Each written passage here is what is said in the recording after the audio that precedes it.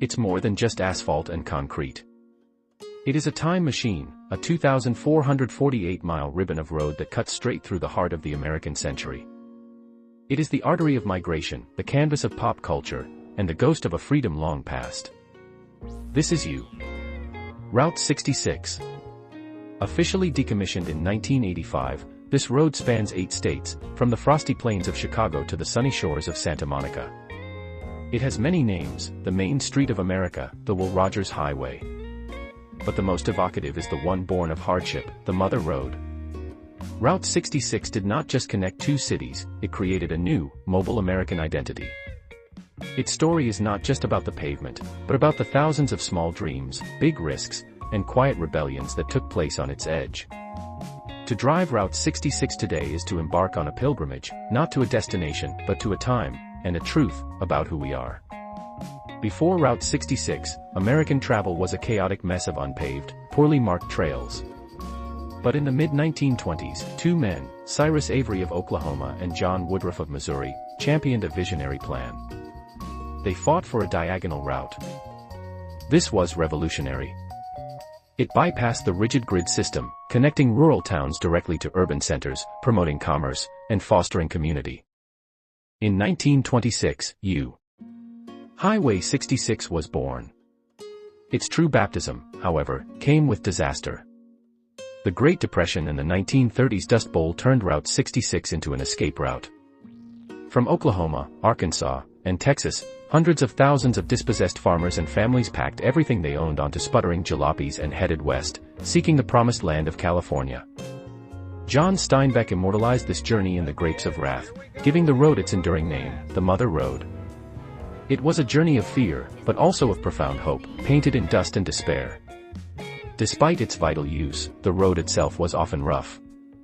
It took years of labor and investment to complete. Finally, in 1938, the entire length was paved, transforming it from a bumpy track into a national artery.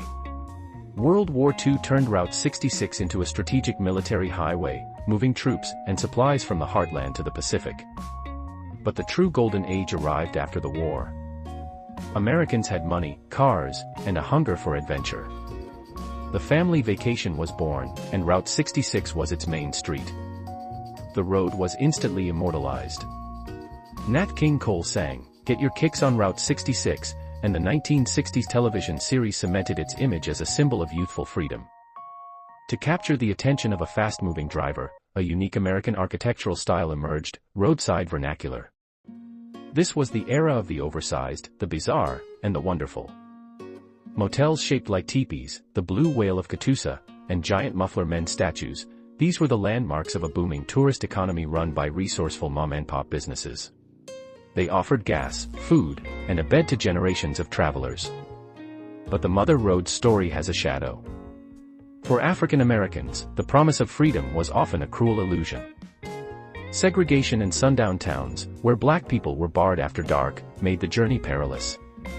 Survival depended on the Negro Motorist Green Book, a travel guide listing the handful of safe havens along the route, like the historic threat-filling station in Oklahoma.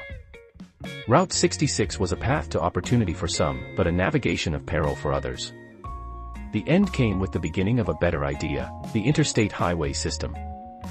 Signed into law in 1956, the new superhighways prioritized speed and efficiency, bypassing hundreds of small towns. For places whose lifeblood was the traffic of Route 66, the bypass was a death sentence. Businesses shuttered, neon signs went dark, and the road fell silent. In 1985, with the last section of I-40 completed in Arizona, Route 66 was officially decommissioned as a federal highway. It was over. Except it wasn't. The spark of revival was lit in a small Arizona town named Seligman, by a barber named Angel Delgadillo. Seeing his town wither, Angel, who became known as the guardian angel of Route 66, organized business owners and campaigned relentlessly. His passion sparked a movement to designate the surviving segments as historic Route 66. Today, the spirit lives on, preserved in the states it traverses. In New Mexico, you find ancient adobe architecture. In Texas, the bizarre majesty of the Cadillac Ranch stands as an artistic monument to car culture. And in Adrian, Texas, the midpoint sign marks exactly 1,139 miles to go in either direction. The road is no longer a path of necessity, it is a monument to the journey itself. Route 66 is now a global pilgrimage. Tourists from every corner of the world come searching for a piece of that quintessential American freedom, the open road, the quirky charm, the defiance of conformity. They are not looking for the efficiency of the interstate, they are looking for the detour. The final miles trace through Los Angeles, ending symbolically at the Santa Monica Pier. It is the end of the asphalt, but the beginning of the memory. The Mother Road has served as a canvas for our greatest fears, our highest hopes, and our most enduring myths. It witnessed the birth of the American highway, the tragedy of the Dust Bowl, and the dawn of car culture. It reminds us that sometimes, the greatest treasures are found when we choose to slow down, leave the fast lane behind, and explore the faded, forgotten corners of the American story. The road may be decommissioned, but the journey goes on forever.